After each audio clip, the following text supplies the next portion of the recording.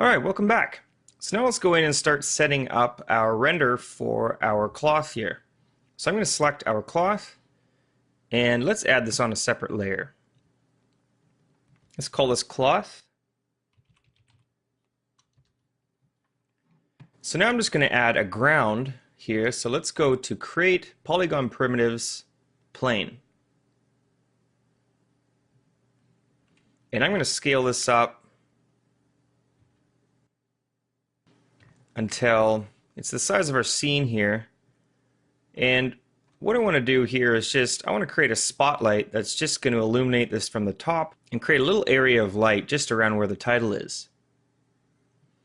So now I'm going to go in and I'm going to add a camera, and let's just make this a little bit more interesting with a little camera movement. So let's go to camera and add a camera, and now I'm going to go to panels and look through selected. And now I'm going to kind of pan around our shot here as it's building. So I probably want to end around here.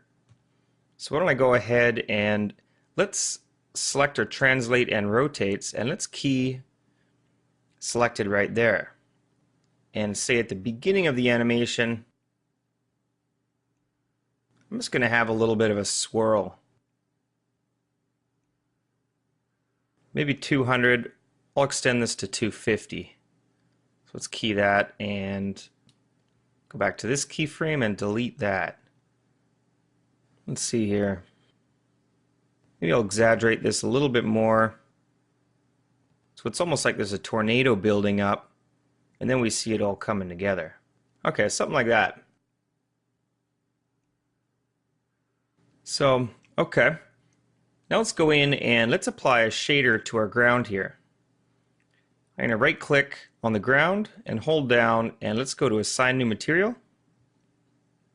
And I'm going to find just a regular AI standard.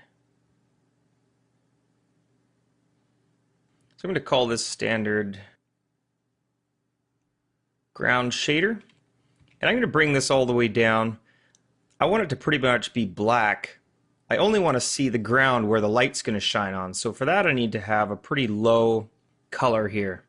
And again, let's go to our title and let's apply a new shader to that as well. So AI standard, and let's call this cloth shader.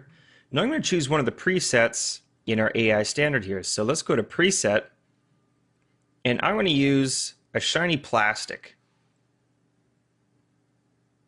So now we've got our shiny plastic on there. I want to change this to blue. So I kind of want to use a kind of light blue color. And in the spec, let's change this to a kind of a lighter blue spec as well. So now we've got the shiny plastic blue. It's kind of a little purple for me.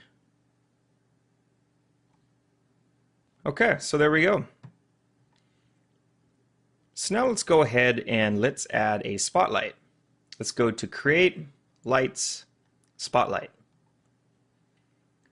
And again, if we choose panels, look through selected, we get a fairly easy way. We got to zoom out, and then we can kind of position this as we see fit. So I'm going to angle it a little bit towards the front, but mainly shining down.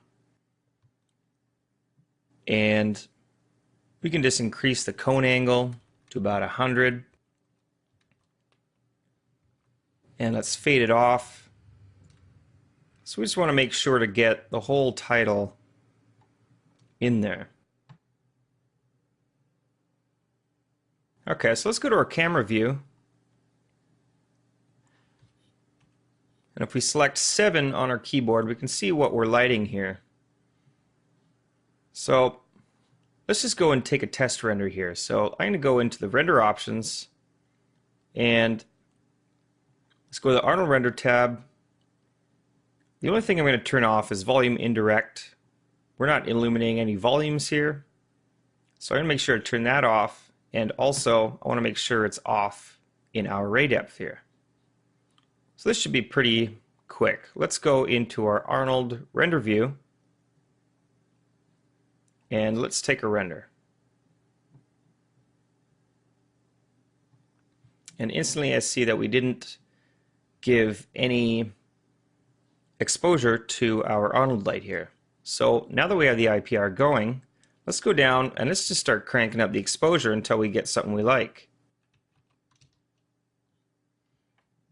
And let's make sure that we're in the proper color space here for our title. So I'm going to choose under the view transform to raw. And there we go. That's actually looking pretty good without adjusting the light at all. So maybe let's try a different frame. Okay, that's looking pretty good. So eventually we're going to be rendering this with motion blur, and we're going to use, if we turn it on now, just to smooth out the motion blur a little bit, let's use a keys of 5, and we're just going to leave it at a 0.5 frames. So let's try this now. Maybe try a better frame here. There we go.